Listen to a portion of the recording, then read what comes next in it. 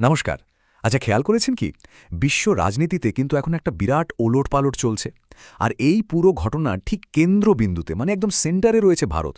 তো আজকের এই বিশ্লেষণে আমরা ঠিক এটাই দেখব যে কিভাবে ভারত বিশ্বমঞ্চে নিজের জায়গাটা আরও শক্ত করছে আর একটা সম্পূর্ণ নতুন গ্লোবাল ইকুয়েশন তৈরি করছে। চলুন ব্যাপারটা একটু গভীরে গিয়ে বোঝার চেষ্টা করা যাক। ভাবুন তো, বিশ্ব রাজনীতিটা যেন একটা দাবার বোর্ড, আর এই বোর্ডে এখন একটা অদ্ভুত সমীকরণ তৈরি হয়েছে। পুরনো নিয়মকানুন সব ভেঙে চুরে যাচ্ছে আর নতুন প্লেয়াররা একদম সেন্টারে চলে আসছে।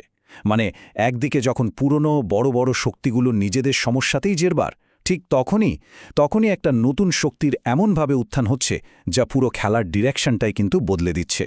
এখন প্রশ্ন হল, এই নতুন ইকুয়েশনটা তৈরি হচ্ছে কেন? আসলে এর মূল কারণ হল গ্লোবাল ইনস্টেবিলিটি। দেখুন, একদিকে চীনের অর্থনীতি বেশ টালমাটাল, তাই না? আর অন্যদিকে আমেরিকার অ্যাগ্রেসিভ অ্যাটিচিউড তো আছেই।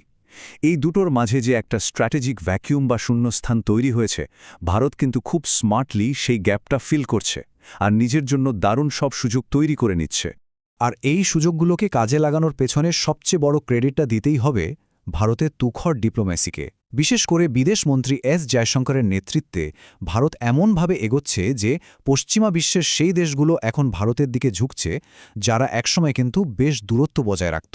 মানে বুঝতেই পারছেন এই ডিপ্লোম্যাটিক সাকসেসটা ভারতের উত্থানের রাস্তাটাকে কতটা মসৃণ করে দিচ্ছে। এই যে ভূ রাজনৈতিক পরিবর্তন, এর পেছনে কিন্তু একটা বিরাট অর্থনৈতিক লড়াইও আছে।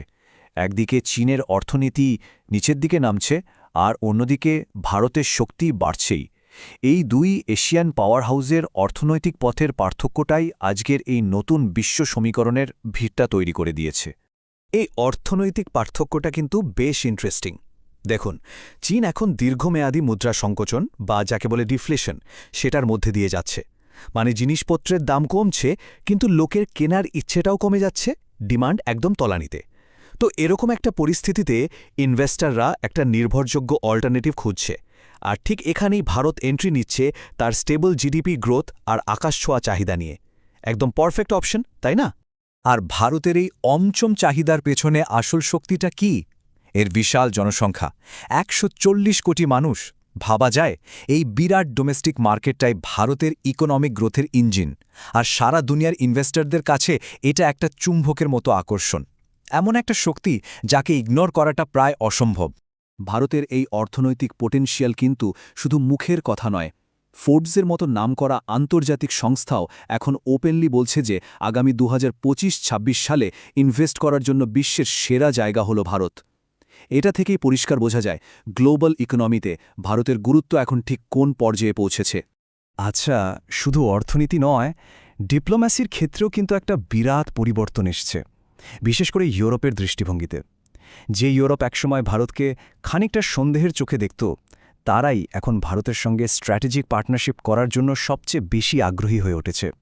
একটা সময় ছিল যখন জার্মানি বা ফ্রান্সের মতো দেশগুলো ভারতকে দেখত ব্রিক্সের চশমা দিয়ে। ওদের মনে হতো ভারত তো রাশিয়া আর চীনের খুব কাছের দেশ, আর এই ধারণা থেকেই ওরা ভারতের সঙ্গে একটা ডিস্টেন্স মেনটেন করত। কিন্তু এখন সেই ধারণাটা একদম বদলে গেছে। জার্মানির মতো দেশগুলো বুঝতে পারছে যে সব ব্যাপারে আমেরিকার অন্ধ অনুকরণ করাটা আর কোনো কাজের কথা নয়। এই মাল্টিপোলার ওয়ার্ল্ডে নিজেদের ইন্টারেস্ট রক্ষা করতে হলে ভারতের মতো একটা রাইজিং পাওয়ারের সাথে হাত মেলানোটা ভীষণ জরুরি। আর সেই কারণেই ইউরোপের ফরেন পলিসির এখন নতুন আর খুব পরিষ্কার লক্ষ্য হল ভারতের সঙ্গে একটা লম্বা সময়ের জন্য স্ট্র্যাটেজিক বন্ধুত্ব তৈরি করা। তারা এখন ভারতকে ফিউচারের একজন অত্যন্ত গুরুত্বপূর্ণ পার্টনার হিসেবেই দেখছে। এবার চলুন দেখি পার্টনারশিপের ক্ষেত্রে ভারত কিভাবে একটা নতুন দিগন্ত খুলে দিয়েছে, যেখানে কিছু বড় দেশ তাদের পার্টনারদের ওপর ট্রেড প্রেশার তৈরি করে, শুল্ক চাপিয়ে দেয়। সেখানে ভারত একটা কোল্যাবোরেটিভ মডেল নিয়ে এসেছে, যেটা সবার জন্য উইন উইন সিচুয়েশন। এর দুটো দারুণ উদাহরণ হল ইউরোপীয় ইউনিয়নের সাথে ভারতের ঐতিহাসিক ফ্রি ট্রেড এগ্রিমেন্ট আর ফ্রান্সের সাথে রাফাল ডিফেন্স ডিল। বিশেষ করে রাফাল চুক্তিতে ভারত এখন আর শুধু একজন ক্রেতা নয়, বরং টেকনোলজির পার্টনার। এই ডিলের একটা বড় অংশ ভারতেই তৈরি হচ্ছে, যা মেক ইন ইন্ডিয়া ইনিশিয়েটিভকে এক অন্য লেভেলে নিয়ে গেছে। ভারতের এই নতুন মডেলের এফেক্টটা কিন্তু বেশ সুদূরপ্রসারী।